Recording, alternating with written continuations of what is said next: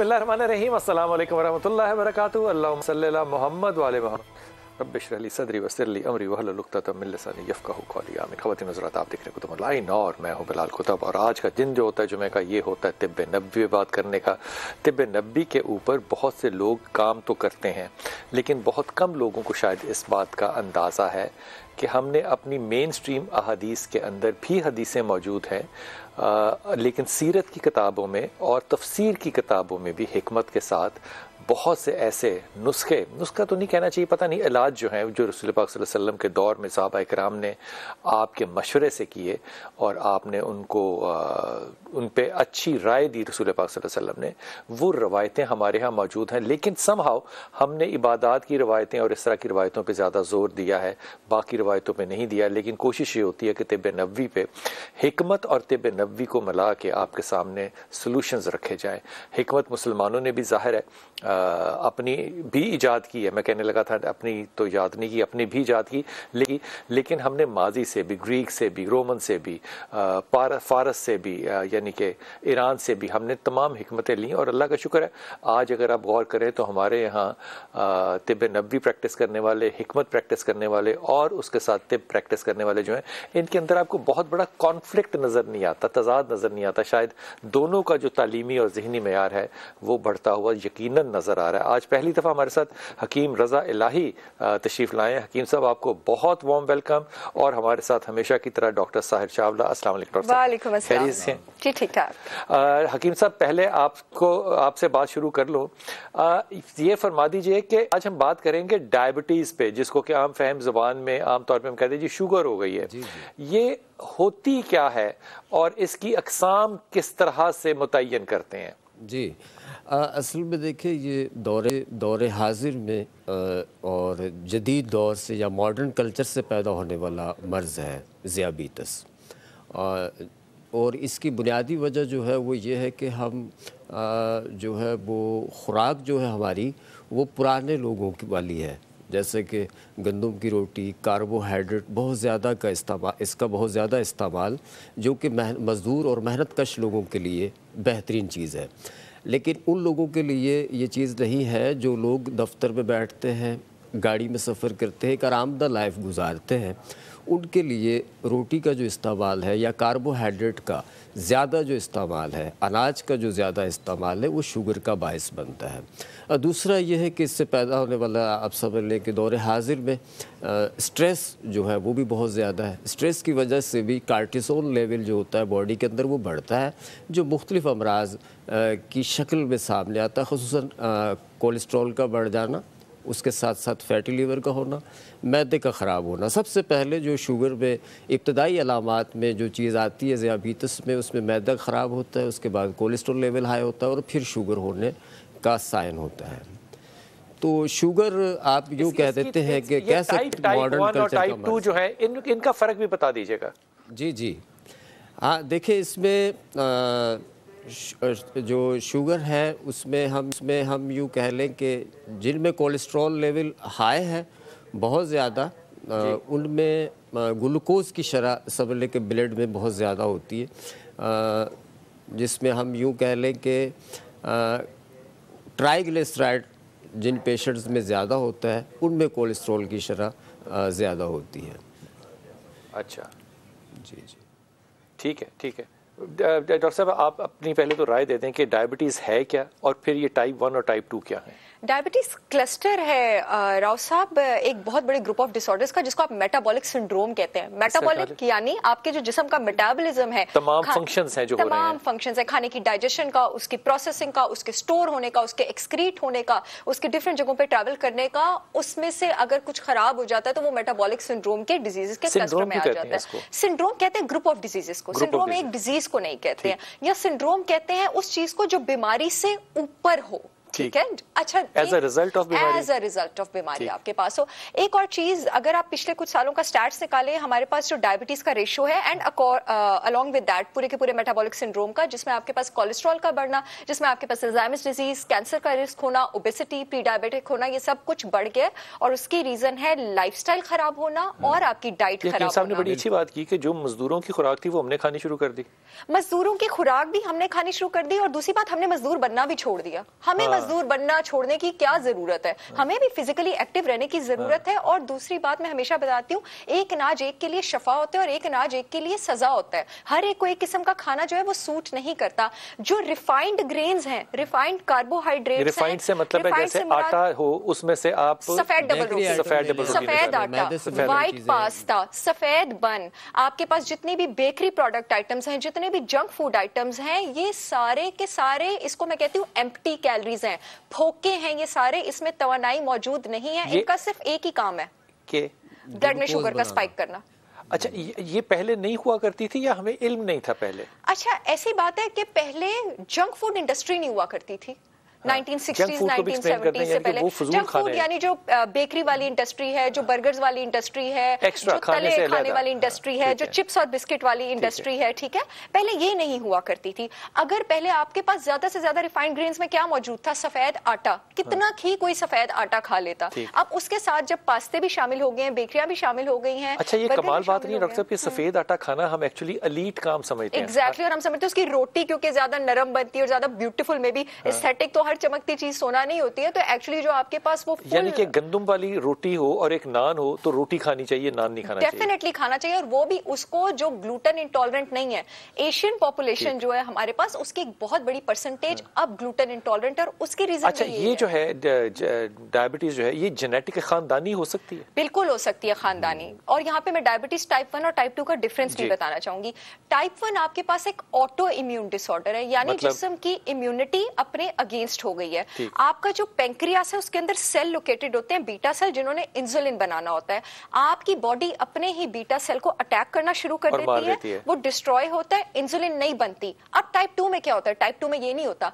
Type 2 ये बचपन से हो जाता है? हो सकता है। टाइप 1 डायबिटीज को आप मॉडी भी कहते हैं, maturity onset diabetes of the young, और इसको आप IDDM भी कहते हैं। यानी कि पैदाइश पे बच्चे को हो सकती है ये? पैदाइश पे नहीं, कुछ साल बाद, ठीक है, after a few period of years. लेकिन इसकी जेनेटिक प्रोपेनिसिटी है। लेकिन मैं हमेशा ये कहती हूँ कि फैमिली में बीमारियों से ज्यादा गंदी आदतें होती हैं। अगर आप गंदी आदतों से जान छुड़वा लें तो आप बीमारियों से भी जान छुड़वा सकते हैं। लेकिन अगर आपकी फैमिली में ये बीमारी है, डेफिनेटली आप स्लाइटली ज्यादा प्रोन है। उसका ये मतलब नहीं है कि ये बीमारी आपको लगनी है, आप डाइट और लाइफस्टाइल से इसको हरा सकते हैं। अच्छा, टाइप 1 और गंदी आदतें ये खाने पीने की और ना चलने फिरने की, और अगर आप जरूरत से बहुत ज्यादा स्ट्रेस लेते हैं, और जब आप खास करके जो स्ट्रेस लेना तो गंदी आदत नहीं है, स्ट्रेस के बगैर तो चल ही नहीं सकता काम।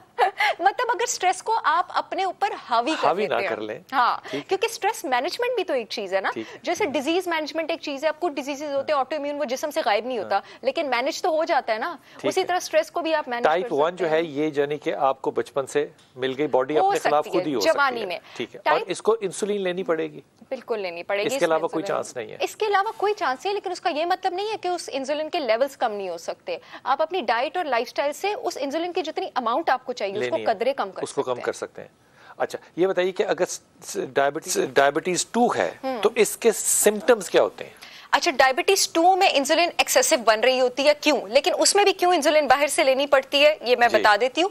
इसमें आपके बीटा सेल्स को कुछ नहीं होता, unless and until on the longer run आपके बीटा सेल्स डिस्ट्रॉय हो जाए। इंसुलिन बन रही होती है, इंसुलिन बन रही होती है। जो सेल होता है वो कहता है जाओ, मैं नहीं तुम्हें मानता इंसुलिन को। वो इंसुलिन को उसका फंक्शन नहीं परफॉर्म करने देता, ग्लूकोज को अंदर नहीं आने देता, तो इसको कहते हैं इंसुलिन रेजिस्टेंस। ये सेल इतना बदतमीज क्यों होता है? सेल बदतमीज होता है क्योंकि मोटा हो जाता है और इंसुलिन के ताले की शेप चेंज हो जाती है, जैसे हम मोटे हो जाते हैं, ठीक है।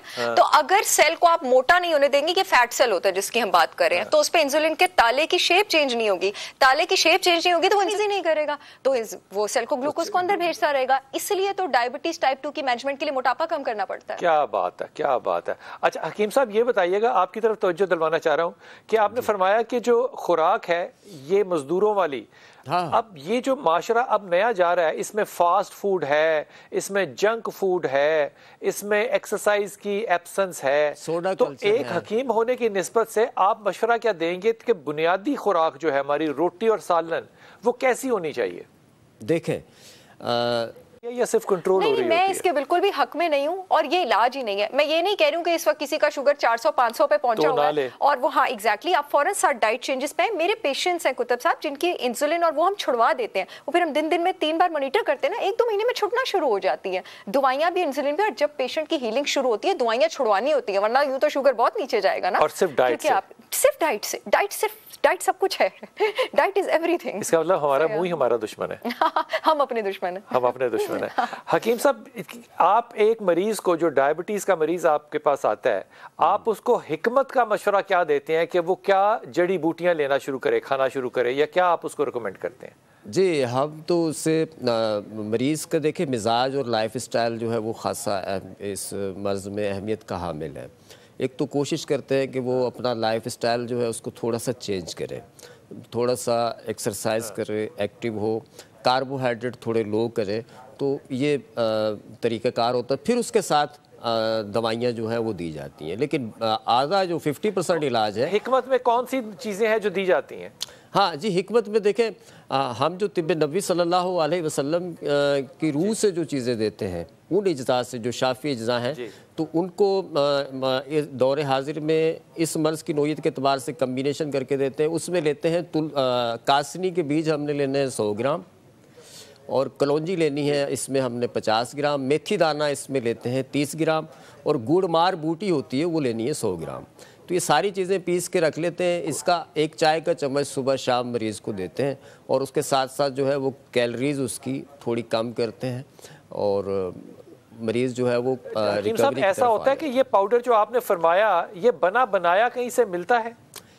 हाँ, ये बना बनाया भी मिलता है, और ये जो मैंने चीज़ें बताई हैं आम जगहों से मिल जाती हैं, आम पंसार से, सस्ती हैं, बहुत आम सी दुकानों पे, ये जड़ी बूटी की दुकानों से बहुत आसानी से मिल। और ये हमेशा खानी पड़ती हैं या इसका कुछ वक्त होता है कि इतना अरसा खाएं छोड़ दें? हाँ देखिए, नहीं, इसमें ये होता है कि शुगर चूँकि फरेबदा मर्ज़ है और नुक्स है एक तरह का, तो इसको ऐसा है कि इसको जो है वो टेस्ट कराया जाता है। सबसे पहले ये कोलेस्ट्रॉल लेवल ठीक करता है। कोलेस्ट्रॉल लेवल के साथ साथ जो दीगर अलामात शुगर की वजह से पैदा हो रही होती हैं वो बेहतर होती हैं। उसके बाद फिर आहिस्ता आहिस्ता से शुगर बेहतर होना शुरू होती है। तो ये 3 महीने 6 महीने भी चल जाते हैं। डायबिटीज पेशेंट का 2 तरीके जो चीज़ें जो हैं वो बड़ी कॉमनली देखी हैं, एक तो हाई कोलेस्ट्रॉल और एक फैटी लिवर। इनका क्या किया जाए? ये वाकई ठीक है बात जो मैं कह रहा हूँ? बिल्कुल ठीक है बात। वो डायबिटीज डायरेक्टली प्रोपोर्शनल है हाई कोलेस्ट्रॉल से। कैसे? आपके पास एक्स्ट्रा लाइपोजेनेसिस या बॉडी में जरूरत से ज्यादा कोलेस्ट्रॉल कब बनना शुरू होता है? जब बॉडी में शुगर एक्स्ट्रा जरूरत से ज्यादा होता है, क्योंकि शुगर की जो मेटाबॉलिज्म के साइकिल है ना, समझने आसान लफ्जों में बता देती हूँ, ग्लाइकोलिसिस, टीसीए, उसके बाद फैटी एसिड, पहला, दूसरा, तीसरा। जब आप शुगर यानी रिफाइंड कार्बोहाइड्रेट को भी मैं शुगर कह रही हूँ, और ये सारे ये सफेद डबल रोटी, ब्रेड, पास्ता, बेकरी, ये सब कुछ ठीक है।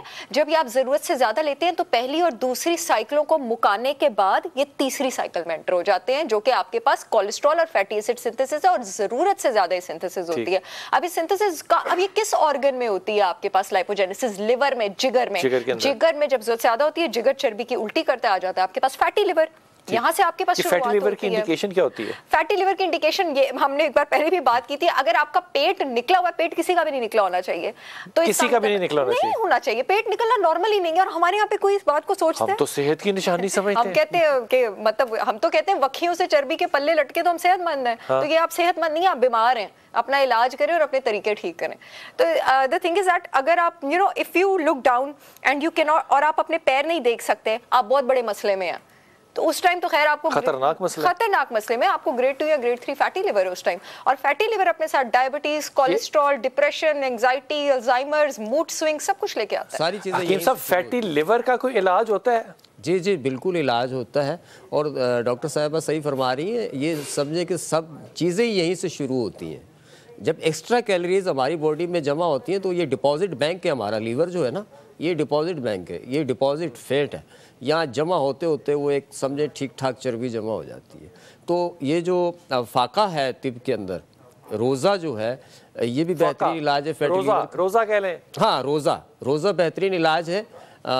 इसमें यह है कि आपने अफ्तार जो है वो उसी तरह से करना है जिस तरह सहाबा इकराम रज़ी अल्लाह ताला अन्हु किया फरमाया करते थे अफ्तार को, उस तरह से सादगी से अफ्तार करें अगर। और महीने में अगर सिर्फ आप 1 हफ्ता रोज़ा रखें महीने में सिर्फ 1 हफ्ता रोज़ा रखें और इस तरह से आप 3 महीने 4 महीने मुसलसल रखें, इंशाल्लाह ताला फैटी लीवर आपका ख़त्म हो जाएगा।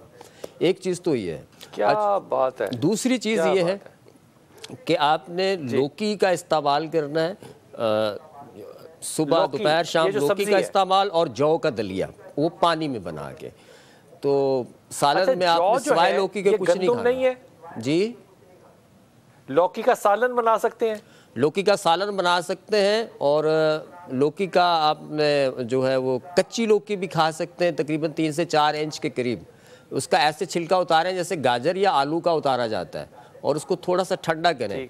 ठंडा करके सुबह खाली पेट अगर खाई जाए, ये लौकी जिस तरह के खरबूजे की काश होती है, थोड़ी सी आप 3 या 4 इंच की ले लें और उसको आप चबा चबा के खाएं, तो उसका जायका बुरा नहीं होता। सुनने में कुछ आपको लग रहा होगा अजीब सा, लेकिन जब मरीज़ खाना शुरू करता है तो 20 से 21 दिन में उसकी लौकी खाने की तो बड़ी पुरानी रवायतें मौजूद हैं। लौकी खानी चाहिए, सालन के तौर पे भी खानी चाहिए। सालन के तौर पे अगर मुसलसल खाएं और सिर्फ जौ का दलिया खाएं तो इंशाल्लाह ताला इलाज बिल ग़िज़ा के तहत फैटी लीवर जो है वो मुशाहिदे की बात है कि वो हकीम साहब, हिकमत में जौ को गंदम की कज़न समझा जाता है या ये अलग चीज़ है?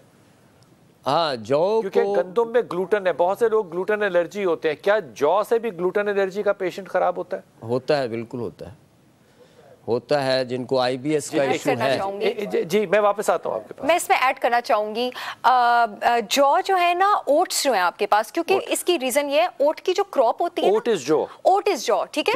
ओट की जो क्रॉप होती है, उसकी जो कल्टीवेशन है वो हमेशा वीट की क्रॉप के नेबर में होती है। इस वजह से मोस्टली, वैसे ओट जो है वो ग्लूटेन फ्री है, लेकिन मोस्टली हमें जो ओट्स मिलते हैं वो वीट से कंटेमिनेटेड होते हैं। इस वजह से ओट खाने से कैसे हो जाते हैं? क्योंकि उनकी कल्टीवेशन बिल्कुल साथ साथ होती है। क्यों करते हैं साथ साथ? क्योंकि वो होती ही ऐसे साथ साथ है। देयर इज अ निजाम ऑफ फार्मिंग के वीट और ओट की जो कल्टीवेशन है साथ साथ होती है, और मोस्टली जो हम मार्केट से ओट्स उठाते हैं 90% ऑफ द केसेस में वो कंटेमिनेटेड होता है, इस वजह से हो जाती है। अदरवाइज वो ग्लूटेन फ्री है। ग्लूटेन, लेकिन कंटेमिनेटेड से मतलब है कि उसके अंदर गंदम शामिल होती है, मिलावट हो जाती है कुछ समथिंग। हाँ, क्योंकि जो इसकी क्रॉप्स है, जब इसकी कटाई होती है और जब ये सब कुछ होता है, मोस्टली इन क्रॉप्स की मिक्सिंग हो गई होती है। 2 चीजें आपने बताई, एक आंवला और एक आपने बताया तुलसी। इसका 1-1 टीस्पून जो है, करेला पाउडर भी आपने अब ये ऐड कर दी। करेला पाउडर मिलता है बाजार में? करेला पाउडर बिल्कुल मिलता है, बाजार में मिलता है। इसका सप्लीमेंट भी मिल सकता है, आप अच्छे ऑथेंटिक लोगों से भी ले सकते हैं। करेले में एक्चुअली एक कंपाउंड होता है charantin. Charantin is an insulin mimetic. आप जो बाहर से इंसुलिन ले रहे हैं ना, charantin ditto, it is a polypeptide, वो बॉडी में वही एक्शन परफॉर्म करता है। क्या बात है, इंतहाई ममनून आपके। और मैं ये बात आपको बिल्कुल अपनी और ईमानदारी से बता रहा हूँ कि हमारे यहाँ वो जो हर्ब्स हैं, हर्ब्स के जो क्या कहते हैं, फूड सप्लीमेंट, ठीक है लफ्ज़, फूड सप्लीमेंट जो हम कहते हैं, इसका पहले 10-15 साल पहले रवाज ही नहीं था, लेकिन अब इसका इंटरनेशनली और नेशनली इतना रवाज है जो कि सेहतमंद है। इस पे इंशाअल्लाह ताला फिर बात करेंगे। अस्सलाम वालेकुम रहमतुल्लाहि व बरकातहू।